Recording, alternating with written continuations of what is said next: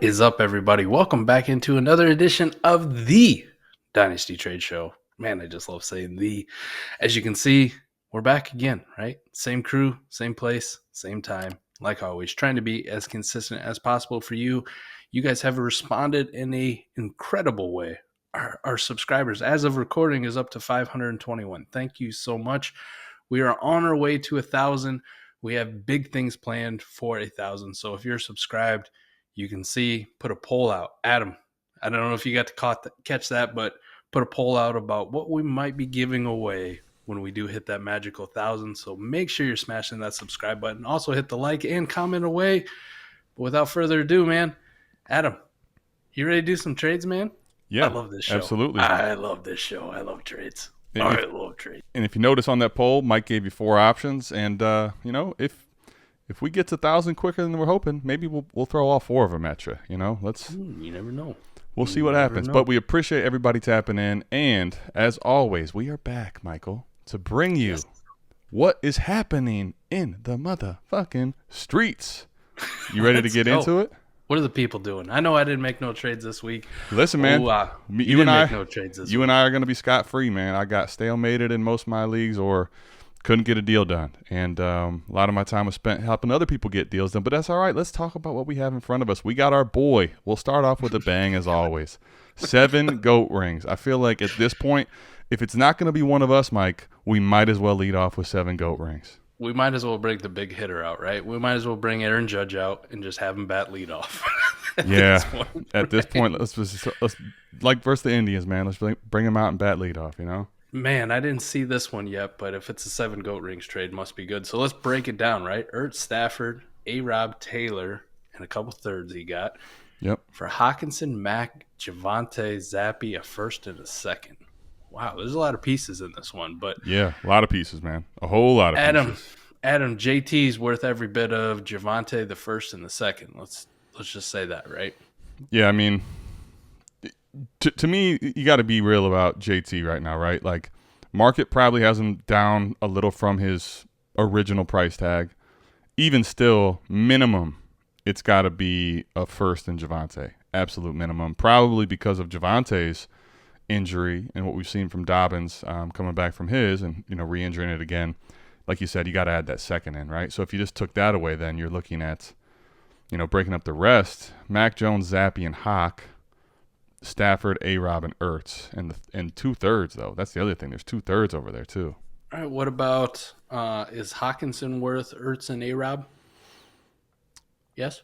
Yeah, I would say Hawk might even be worth a touch more just because A-Rob has been so bad. We did see a little life out of him this week, but that's probably about right, though, if we're being honest with it, especially the contender side. We'll give him a third then. We'll equal it out, right? Yeah, there you go. A-Rob and a third for Hawk. Yep. So then Stafford for Mac and Zappy and I almost want Mac Jones over Stafford at this point. But we know about Mac Jones. Could you say Matt Stafford and a third for Mac Jones and Zappy, though, right? There's that extra third in there. Man. Yeah, that makes it better. I don't think Stafford's cooked. I do think the Rams will figure it out at some point. It's not looking good for that offensive line. They just lost another one. I just saw left tackle's out for the year again. Yeah. Yeah, gone. Achilles. I guess you're banking more on the bounce back for Stafford next year. He's been killing me on my fantasy team, so I know how bad it is. It's brutal to watch. I mean, Mike, here's what I would say, right? Maybe some people got him equal. I don't know. Me personally, I favor Mac Jones over Stafford straight up, and I'm going to favor the third over Bailey Zappi, no question about it. Yeah. So here's where I say this is where this trade. It's not the egregious 7 goat ring trade that we see time and time again, but this one I like here. I'll tell you why, Mike. When I think about it, so you got the combo of Mac Jones and Zappy, right? And Zappy probably, I don't know if you started him this week, whether it's lineup or best ball, but he helped you. You had some cojones in lineup. You either had some cojones or you were fucking out of options. You were desolate, right? Yeah. You were desolate. Teddy Bridgewater wasn't available for you. Right. But Mac, when you look at this trade, right, Mac Jones and Javonte aren't playing currently, right? Zappy, like we just alluded to, is hard to press the button on. Yeah. You're going from Javonte to JT. Like, that is something that's huge. Is massive. Now, granted, JT hasn't been playing the last couple of weeks.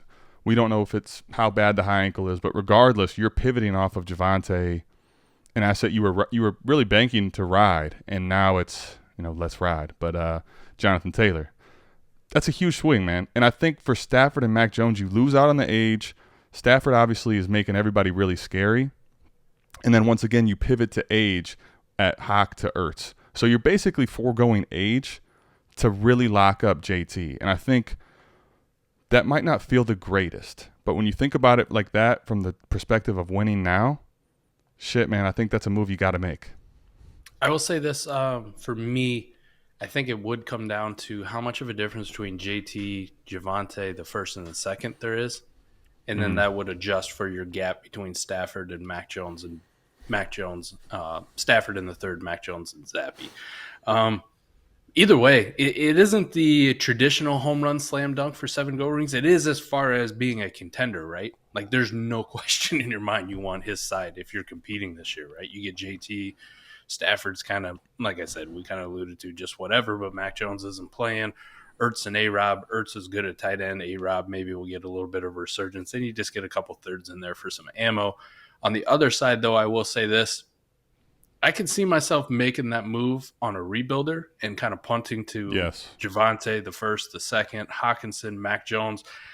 The Zappy thing, whatever. I mean, some people believe in him. I'm not one of them. I'm not one of those guys. I don't believe all this Zappy over Mac Jones bullshit, but I get it. Yeah. Me personally, if this was my deal on the other side, I'd pick a different piece than Zappy. Like, I'd find somebody that I like, but I like it for Krogan 4 as far as a rebuilding trade, but I also really like it for 7 gold rings. It's just not a traditional slam dunk for him, but it's still a well-constructed deal. Like, one that makes sense, and there's a clear side to each one of them. So, hell of a deal, man. Hell of a deal, and I will say that you can have some play, some swing between the JT, Javonte first and the second side, like how much of a value increase it is to get JT. Yeah, absolutely. I think like you just hit everything. I don't need to kind of summarize what you just said again, but I like it for both sides. Truly, I think, and even I'll say the only thing I'll say is that with Zappy, I'm kind of with you. Like I'm with Mac Jones over Zappy, no question. Like I'm not buying the Zappy stuff, but I will say what is nice for him is he gets the tandem, so he could re-roll the tandem again if somebody's saying Mac Jones doesn't play this week, and then also you could even probably flip Zappy to a desperate quarterback team right now as bye weeks are hitting too. So I probably wouldn't do the Zappy thing, but I guess, depending on if you know your league dynamics and how desperate teams can be for quarterback and what that can cost, like, who knows, man? Someone might pay a second for a Zappy given the right situation in certain leagues. So I think that's probably what he's banking on there. I like it, man. What we got for the next one here? Let's talk about it, man. We got our boy. A little bit easier. Mechie in a second for Jimmy G. Gyaradoc gets Mechie in a second, and he's sending away Jimmy G. Obviously, you're clearly looking at a directional trade here too, right? Yeah, clearly. Jimmy G for 24 second. Which would you rather have? Second. Okay. Period. I mean, and Mechie just the only way I would do that. If I'm a strong contender in best ball, and it's my 24 second, just for the extra quarterback assurance, probably the only way in hell I'm doing it. Like that's the scenario. Otherwise, I want the second. No fucking questions asked. Then you get Mechie too. Jimmy actually played well this last week, and Scott Connor had on his Destination Dynasty podcast, right, was talking a little bit about quarterback efficiency, and Jimmy Garoppolo is actually pretty decent at QB efficiency. It's just I have a hard time when I look at him, and I've been on the anti-Jimmy G train for a while, and I'm sure our guy Ray G could even agree. We had a little bit of discussion in Heisman about it, like, I just don't see it like next year. Everybody thinks he's just going to walk into a starting job somewhere next year, and sometimes he just looks god awful, man. He's absolutely horrendous. So at this point, if I could get any second for Jimmy G, and I don't need him outside of being a contender, right? I'm good, man. Just give me the second, and then if you want to add something on top, like a dart, Mechie may never be anything when he fully recovers and comes back from the cancer diagnosis, but who knows? Who knows? Maybe, I mean, we've seen some great recoveries. James Conner comes to mind, and he actually was very fantasy relevant for a long time. Still is fantasy relevant for most people. So I'll take the dart. I'll take the dart. The second's the big prize. Yeah, this getting the second is big. You know, Jimmy G, I think, is one of those two where like it's just not sexy. He may even land somewhere next year and be the starter. I think for me, my problem is I believe it's really more the system than it is Jimmy G. And if he's in a new situation, you know, how good is he there and how relevant is he for fantasy? So I'd say, though, the one thing about making this pivot to Jimmy G to try to defend that side a little bit is, you know, we saw what happened with Tua, right? He's going to come back, but we saw scary injury with him. We saw Dak get hurt. We saw quarterbacks continuously get hit in their hand. Russell Wilson's getting scary. Yep. Matthew Stafford's getting scary. It probably is not sexy, but it's this like, man, it gives me a quarterback 3-4 that I could at least roll out there if push came to shove and I'm not forced to be bent over. And, you know, if I get down to 2 quarterbacks or 1, I'm screwed. You know, I think that's probably the only caveat I could give to the other side here. That's fair. That's fair.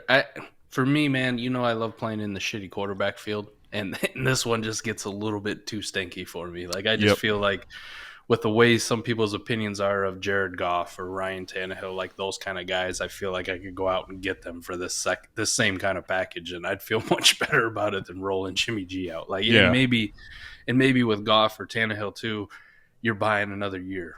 Maybe another 2 years. I'd probably even add like, you know, another as opposed to Mechie, even add like a third or a second. You know, do that to go a slight upgrade to one of those guys. Then Jimmy G, I'm with you. I feel you. All right, let's get into another deal, man. That one's pretty simple. We got a whole thing here. I decided instead of cropping this out, I'll leave it because our boy Schumer wanted this in there. So he traded away his Deebo Samuel and received Ayuk and Bateman. Chat went nuclear. They didn't like it. You can kind of read the comments there, but he's just unsure how tearing down to 2, you know, young wide receivers makes everybody so set. Let's talk about it, man. Yeah, what is this King leak on? King leak on. He said he offered a first-round pick for Deebo, they're upset. Yeah, they're upset that he took Ayuk and Bateman over a single first. I'm here to tell you, Adam. You give me the choice, I'm taking Ayuk and Bateman over a single first. Especially because probably a late one too, right? Yeah, I mean it's likely a late one, and then the other thing is, like this just kind of the way you and I tend to approach receiver is talented Ayuk, talented Bateman. You know, maybe they don't break right. Maybe in a lineup league, you're going to have a tough time getting those guys to be sold for a single first right now because of what's going on with Bateman's foot, because of Jimmy G not offering the same upside to Ayuk, even though we just saw him go for 24 points last week, right? But to me, that's where if I can take one receiver like Deebo and break him into 2 like this, especially when rebuilding, and I'm pretty sure that's what Schumer's doing, like it just makes – it gives you so many options, right? If there's a boom for Bateman, if there's a week where he value spikes or Ayuk value spikes, you now can flip not just a singular asset, you can flip 2. And these are both young, promising receivers, I believe. Yeah, I'm definitely on the Schumer side. Well done to him. And in King Leak's defense a little bit here, Adam, just a little bit. He does have the Packers logo. So all year he hasn't seen good football and definitely doesn't have an idea what good wide receivers look like. So, yeah, you know, it's not all his fault. Yeah, he's mad because, you know, he didn't get the good wide receiver here. Adams left him. We're seeing they have no receivers over there. So it's just he's not involved in the deal. It's just it's a lot of animosity and anger. I get you, man. You know, sometimes he's hurt. Sometimes it sucks to be the team on the sideline that doesn't get picked, you know, when they're playing ball. But it is what it is. Schumer. Well done. All right, another simple one here. CEH for Geno Smith. I mean, Mike, I'll be honest. This is a gross deal when you look at it, right? It is fucking disgusting. But let's talk it out. This is Superflex. So, obviously, in one quarterback, if someone did this, you'd be blowing your brains out. But Superflex, Mike, let's talk about it. Would you, though, the way Geno's been playing? One quarterback? Is Geno even top 15? Maybe. I mean, CH ain't great, but he's one of those guys you could flex, right? I'll stop playing. One QB, it's disgusting. Superflex changes the whole thing, man. Yeah. Give me the Geno Smith side. Like I'll be blunt. Give me the fucking Geno Smith side in Superflex. And if you would have told me I was going to say that about 7 weeks ago, Adam, I would have said, just put me out to pasture, man. I'm finished. You I'm know, obviously delusional. let me say this, man. I actually think, because I'm pretty sure when I read it, actually, it doesn't even matter. But I think the way I'm looking at this is if I'm rebuilding, like I'm looking to move Geno. And I think Geno, when you're rebuilding, is one of these guys that's going to get really tough now to move. I think the problem is he's playing well enough to where he's going to help a contender, right? Especially like in a best ball league, man. He's the perfect guy. I mean, he was someone I added in one of my best ball teams that was supposed to be great, and then Trey Lance goes down. He's actually stepped in and been really good for that team, right? Yep. The problem is, who's going to pay the real value, right? Like, no one even wants to pay the second, let alone anyone trying to get more than that. So I think if I was rebuilding, like I think CEH is maybe someone that's more movable than Geno, because Geno is one of these guys that he's going to help a contender. His value to a contender is worth more than I think you're ever going to really get when you try to flip a guy like that. That's fair, man. The issue I have is both of these positions in fantasy football in general are both in Superflex specifically are scarce positions, right? What we're always trying to find, we always need something. Quarterback's more scarce than running back. Correct. Correct. And I'm looking at a guy. This isn't like you're buying a rookie who hasn't done anything all year. You're not buying low on an Isaiah Spiller if you liked him. You're not buying low on a Rashad White. You're buying low on a third-year running back who still continues to tell you that he's not good at football. So I wouldn't disagree with any of that. who most of the community hates. There's a few believers out there, but this is an asset that's on the downward trajectory. So, man, if I'm holding on to Geno Smith, I'm with you, man. I want to move him. I just don't want to move him into this. Okay. Find me a wide receiver. Like, find me a Nico Collins or Donovan's Peoples-Jones or something like that. If this is how low I'm going to stoop, I'd rather take an upside shot on a wide receiver who I think may break out or somebody who I like talent on and not a guy who's almost guaranteed to go to zero. Yeah. I mean, well, I would say this, though, right? Like, the way I think about it is I'm with you. Like, I don't think anything that you said there is wrong. But the way I look at it is that running back right now, the thing about it is I think it's another flip move. I think it really is, because when you start thinking about it, right, JT's down. He should be coming back soon. Swift hopefully coming back, but he's down, right? You got Dobbins who just got hurt or re-injured the knee. Najee hasn't been playing well. Javante's down, right? So many of these guys that teams were relying on aren't playing. I think that there's probably a scenario where, especially with bye weeks and injuries continuing to occur to that position, you're going to try to flip him to a contender for a piece you really want more so than either one of these. I think that's the way I would be looking at it if I do it. I think, though, when I look at it, I'm kind of with you. If I had running backs to play with, like CEH is a guy for me. I have him on a few of my teams. I'm kind of stuck with CEH, too. Like, it's not like I got some great asset. I haven't been able to move him. If I needed quarterback, I would definitely move him for Geno Smith, although it feels like you're just burning money, right? Because Geno is going to be probably a one-year wonder. I think I'd rather have the quarterback, though, with you. I'm with you on the contending side. I don't mind it. Like you said, maybe if you do the whole 4D move, right? Mm-hmm. You get Clyde Edwards-Helaire, and then maybe you trade him for a second at some point when somebody needs a bye week fill in. Or because of positional scarcity, you could move it to a guy who has some plethora at receiver, right? And they need a running back really bad. Like, I think that's probably what I'd be trying to do. Or maybe you get an Alec Pierce type or something along those lines. Exactly right. Okay. Yeah. Yep. I'm with you. Not the worst thing. I just, when I look at it straight up, I'm like, Jesus, man, I'd take Geno Smith over Clyde Edwards-Helaire. I think it's wild to say that. I know it's funny to say that now, but I do think there's a inherent name value thing. CEH still has that name where Geno just doesn't. So I think that's fair. I think if Castle Black plays this right, it could work out really well for him. But it'll be interesting to see how he plays this one out, man. I hope he doesn't get stuck with him. That's all. Because if you do, you're going to get some of these 9 for 33 weeks with no catches, right? Fair. All right, our boy Redwood's here. He got Derrick Henry for Javonte in a second. Now, I don't know where that second's going to be at him. So, again, if I just value it mid to late, my initial reaction is, on a contender, I'd fucking thank you. We had a deal like this with the Austin Eckler. Yeah. It's a bailout. It's a Honestly, fucking man, bailout.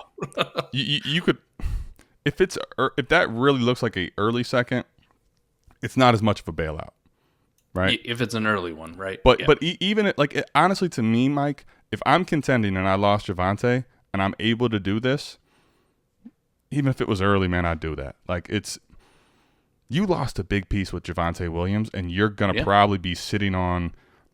Like we talk about this a lot, right? Don't sell Javonte low. Like we both believe that.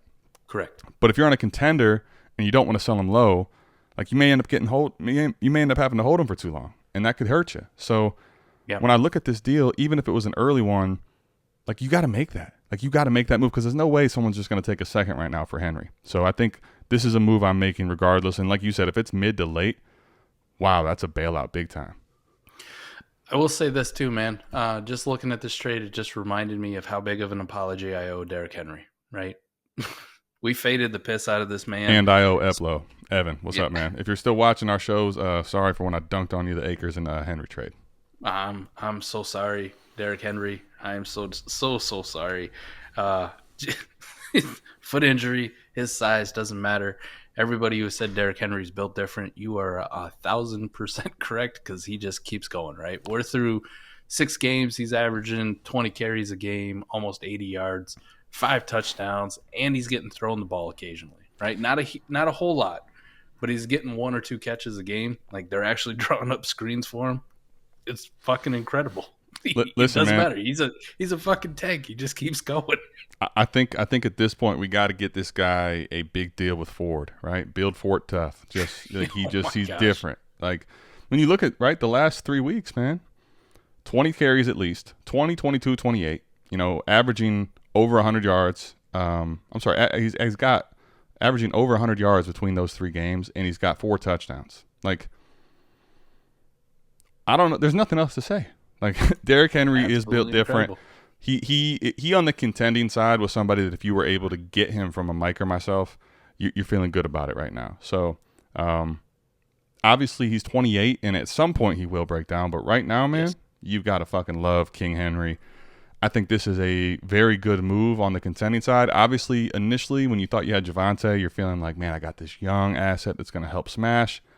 This doesn't feel good if you looked at this trade back in, August, early September before games were played, but shit happens, man. This is why on the contender you're going to be more rigid, but this is a savvy move, I think, for Redwoods, honestly. Man, I just think of the Javonte thing. Think of where we'd be at as Javonte guys right now with the whole Melvin Gordon situation if Javonte was healthy. Well, we would have gotten to see more of that Chiefs game, right? Last year, his whole value spike really was built into the Chiefs game when Melvin Gordon missed, and he showed you that he can catch the ball, run the ball, do it all.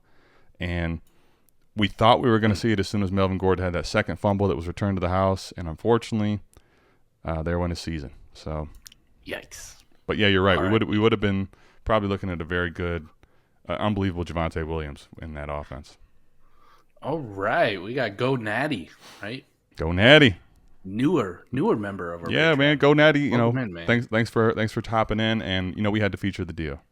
Hell yeah! All right, so Damian Harris, Justin Fields, Pat Freiermuth, and a second, and he sent away Devontae, Haskins, Tremble, 2 force, and $40 in fab. Bro, what the fuck? What the jeez? I do think I'm assuming. What do you need our Patreon for? Well, to flex, just a roster bait. I do think. Flex on it. Oh my God! I was gonna say this has to be one quarterback. It's Superflex. Go Natty. This was the best dollar you ever spent because for $1, we all get to see this man just abuse this league, dude. I don't even understand. Like at any capacity, okay. Let's say you're afraid of Freiermuth's concussions. Okay. Fields in a second though. Like even as bad as Fields has played, like you still want Fields over Devontae Smith? Yes. Superflex, yes. Do you think it's close for the community? Probably. A lot closer than what it used to be. That's what I was going to say, right? So if you go Fields and Devontae are close. Even if you put Devontae ahead of him, yeah. Even if you put him over him. Now you got the second. A second, right? You got to tear down to a young Superflex quarterback. That's fucking crazy to say, but Right. even if that's the case, man. So then, how do you justify the rest of it, right? The Freiermuth for Well, Tremble. even if you're saying like Freiermuth, I want out because of concussions. Even then, you want more than Tremble. Even All right. then, So the Damian Harris, right? but then Injured, Damian Harris. Ramondre taking over. You still want more than Haskins in a fourth, right? Well, Jesus. he does get the 40 in fab, Mike. So don't discredit that. Okay.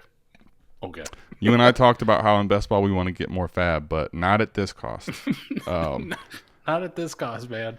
Go natty, man. Who are you going to go out on the waiver wire and pick up better than Harris and Freiermuth for $40 in fab? I'll be honest, Go Natty, when I pulled your trade, I was just doing a quick. I pressed download. I didn't even look at this. I try to also have some excitement or just like, oh shit, what happened? This is crazy, dude. I don't. What are we doing? This is normally the 7 goat rings type trade, right? The Yeah. is that his burner account, Go Natty? He might have made a burner account, right? Everybody knows he's getting famous. So Did you notice? You notice somebody said that in our shithead trades too. He posted a trade that wasn't his, but he had a different name on it. They're like, oh yeah, everyone knows who 7 goat rings is. He has to change the name on the trades. I like it. So famous. Gotta change his name. This is the last deal of the day, man. Our boy El Gancito. Shout out to Jay Jackson. This is a spicy one, man. I like this. All right, so this is gonna be who you believe in. Kyle Pitts versus Mark Andrews. Where are you at, Adam, on these two? So my dynasty tight end one is now Mark Andrews. Period. Okay. How far down has Pitts fallen? I think I want Pitts only if I'm rebuilding, honestly. If I'm rebuilding, I will pivot to Pitts from Andrews. It depends, though. Like, this is the thing about this conversation. It depends on how far your rebuild's out. Like, if it's just next year, I'm not saying I don't still love Pitts and the youth, but it's starting to feel like you're just paying for the youth, a lot for the youth, right? Andrews, I think, still has got 3 years at minimum. Look how good Kelsey looks at 32. About to be 33, right? Like, yeah. I would say Pitts to me is probably like tight end 3-ish in Dynasty. That's fair. Okay, so if we operate off of that assumption, can we acknowledge the fact that Devontae Smith over AJ Dillon? Yeah, pretty much everybody. I don't agree. That's a hot take. Okay. So if you're going to down tier from Mark Andrews to Kyle Pitts, that's weird to say, right? Welcome to the new normal. Welcome to 22, buddy. We thought 2020 was bad with COVID and all this. 22 is feeling weird as hell too. Is it worth then the up tier from Dillon to Devontae Smith? And in my opinion, yes, as long as I'm not competing. If I'm competing and this is the price I have to pay to get the tight end one, especially with the way the tight end landscape is, I felt really good about Kyle Pitts, but if I got to go to Mark Andrews and it costs me Devontae Smith for AJ Dillon, I'm cool with it, right? Yeah. The sad thing is we're Smitty guys. I love seeing what Smitty does. He's a fucking Eagle. I love him watching him balling out. He's one of our favorites. Even though you're not an Eagles fan, you still love Devontae Smith too. Love him. AJ Dillon has not been good, but it's still the wide receiver position, man. I can replace a Devontae Smith. I have a really hard time replacing production of Mark Andrews, versus Kyle Pitts. Like that fall off there, I'm good with it. If I got to go to a shittier running back down tier in AJ Dillon and I got to send away a wide receiver in Devontae Smith, I'm willing to do it for Mark Andrews. But on El Gancito's side, if I'm not competing, man, I'm going to roll the dice and I'm going to see what happens next year. Get off my team, AJ Dillon. I'll take Devontae Smith. Kyle Pitts, I don't need you to score points this year anyways. I'm going to look and see what you can do in 2023. Yeah, I think the reality of this trade, though, Mike, is this. If I'm contending, as much as I love Devontae Smith, and I'm probably one of the higher in the community, period, on Devontae Smith, as are you, right? For sure. If I had to lose Devontae Smith to make sure my team was loaded at tight end, because the difference right now in Pitts and Andrews on the scoring points per game is massive, bro. Like, if that's what I had to do to go secure Andrews in a lineup league, boy, this would hurt if I just did a startup, right? But yeah, I think you got to do it. And then here's what I would say. I think that on the rebuild side for Jay Jackson, I do think that there's still a chance that Kyle Pitts is just as talented as we thought. It's just Mariota and Arthur Smith, and the situation in Dynasty is not fluid, right? That could change easily, and I think the talent of Pitts will win out long term. But I don't know, like I want that side on the rebuild. I just wonder if, given how Mark Andrews is so good, if you had to also add in A.J. Dillon, even though he's not doing well, he still has some of that value weight on him too. A little bit, right? Some people still believe in him. I don't know why he hasn't really given you anything to There's a believe in. truther status with him. It's crazy, even when he's not playing well. And, I mean, he did some stuff last year, kind of built a little bit of momentum. But, I mean, the offense is so bad that even Aaron Jones isn't going, and he eats first. So it's just it's a rough thing to do. It's kind of weird, Adam, when I look at Kyle Pitts or Devontae Smith and Mark Andrews specifically, this is how much of an influence Ray has on us, right? Because specifically with Kyle Pitts and Devontae Smith, right, these are Ray's guys. These have been Ray's guys for the longest time. And once he got us started on it, we kind of hesitate to going into it. I didn't really buy into Devontae Smith until he went to the Eagles. And then I'm like, hell yeah. I like Devontae Smith too. Right. Kyle Pitts, you and I last year were out on for a while. Not because of the talent or anything. We just thought his value was way too high for a rookie tight end. And right, there was that 6-week, 7-week buy window. And then we kind of bought back in. And then, after we saw the rookie year, we really got in this year. And now we've been, humbled again. But there's still our guy. Smitty's our guy. Mark Andrews for Ray is definitely in that new tier of his, the BAM tier, right? By any means necessary. You got to go out and get Mark Andrews. So there's a bunch of Ray's guys in this trade, right? Well, this is a Ray GQ special. You know what? Ray's guys. Speaking of Ray, man, a couple Fridays ago, I was in the car. So was he. We were in a Heisman chat. We had a pretty good discussion on the conversation of these two. So I'll go ahead and air some of it out here. Where, like, I still think in a vacuum, if I'm rebuilding, I want the Pitts and Smith side. But a good point that he made that we discussed is, okay, so what is the goal in rebuilding, right? Like I brought this point up, and then he talked about this. The goal in rebuilding is ultimately to do what? To win. But it's just to make your timeline the most beneficial for you, right? The whole point in winning in rebuilding is just, I'm not ready now, but I'll be ready next year or the following year. Here's the thing with Mark Andrews, right? Like, with what we know today, he's 27. He just turned 27. Like, huge, right? He's not probably going to leave the tight end one discussion for 3 seasons. Very fair.